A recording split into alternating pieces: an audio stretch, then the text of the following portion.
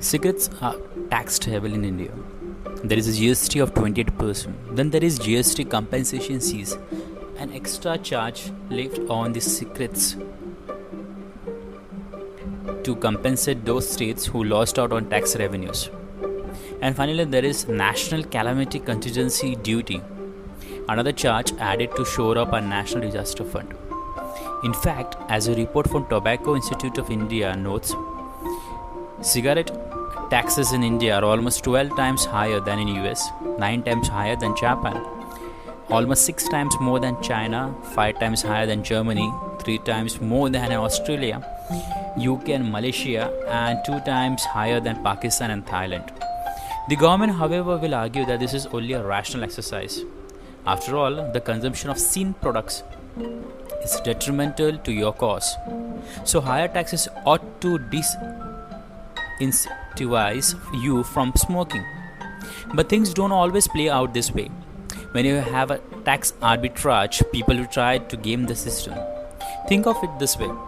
If cigarettes don't cost as much in US, for instance, then there is an incentive for US residents to ship them to India. However, our country also imposes punitive duties on imports, and that means the only way to reap the benefits of this price differential is to smuggle them. It's a low risk, high reward program, and it's fairly easy to execute. People constantly ship cigarettes to India by not declaring them as such. These products don't get taxed like they ought to and are therefore made accessible in India at a very competitive prices. Once they reach India, people use trains to transport the smuggled contraband to different parts of the country. As the Director of Revenue Intelligence notes, smuggled cigarette brands find a ready market in the country with existing demand, easy accessibility, and cheaper price compared with the domestic legal cigarettes. The Tobacco Institute of India even argues that a quarter of all cigarettes sold in India are contraband.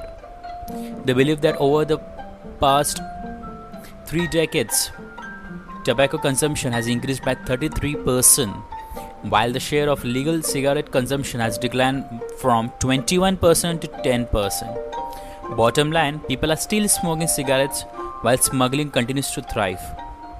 The only caveat, though, is a lot of this consumption isn't taxed by the government. So maybe there is a significant merit in reducing taxes.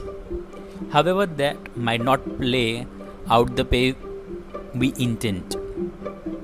As another paper notes, smuggling is more prevalent in cheaper countries and where taxes have been reduced, such as Canada.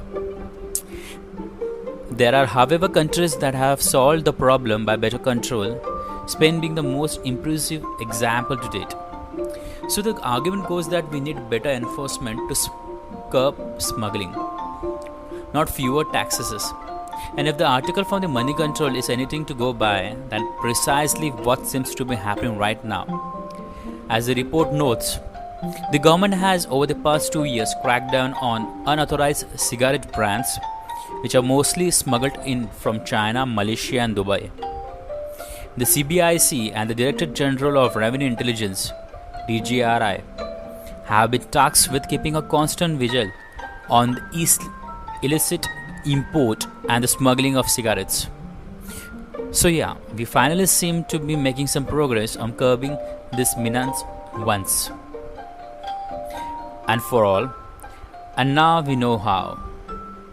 Thank you to listening my podcast.